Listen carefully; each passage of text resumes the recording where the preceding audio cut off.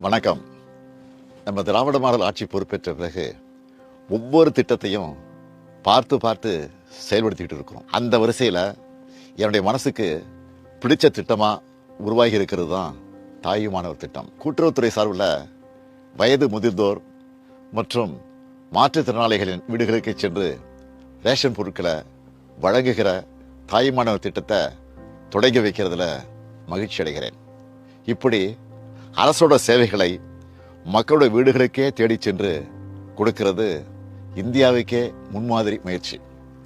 ஒரு திட்டத்தை அறிவிக்கிறதோட கடமை முடிஞ்சிடுறதா நாம் நினைக்கிறது இல்லை.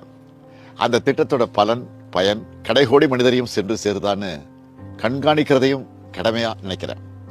அப்படி வயது முதிர்ந்தோரும் மாற்றுத்திறனாளிகளும் ரேஷன் கடைகளுக்கு போய் பொருட்களை வாங்குறதுல ஏற்படுகிற சிரமத்தை உணர்ந்து இந்த திட்டத்தை உருவாக்கி இருக்கிறோம். இந்த திட்டத்தை 34,809 நியாய விலை கடைகளில் செயல்படுத்த போறோம். 70 வயதுக்கு மேற்பட்ட 20,42,657 மூத்த குடிமக்கள், 1,27,797 மாற்றுத்திறனாளிகள்னு 21,70,454 பேர் இந்த திட்டத்தால பயனடைய போறாங்க.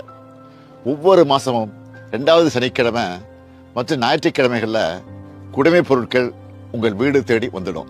இதுக்காக கூட்டுறவுத்துறைக்கு ஆக போற 30,14 லட்சம் ரூபாயை கூடுதல் செலவாக கருதாம மக்களுக்கு செய்கிற உயிர்காக்கும் கடமையா நாங்க நினைக்கிறோம். இது கூட்டுறவுத்துறையோட மிகப்பெரிய சேவை. அந்த துறை அதிகாரிகள், அலுவலர்கள், கடை விற்பனையாளர்கள் செய்ய போகிற மிகப்பெரிய கடமை. தமிழ்நாடு முழுக்க 37,328 நியாய விலை கடைகள் இருக்கு.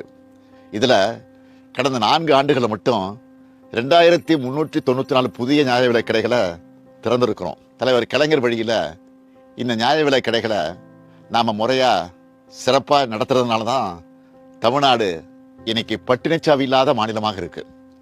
இந்த ரேஷன் கடைகளோட பயன்பாட்டை இன்னும் எளிமையாக்க முயற்சிகள் எடுத்திருக்கிறோம்.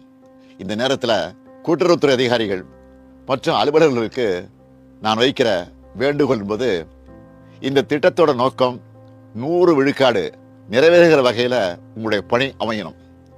உங்களை எதிர்பார்த்து காத்திருக்கிற முதியவர்களும் மாற்றுத்திறனாளிகளுக்கும் மனம் குளிர்கிற வகையில் நீங்க கனிவா நடந்துக்கணும். நீங்க வாங்குகிற நல்ல பெயர் தான் ஆட்சிக்கு கிடைக்கிற பாராட்டு.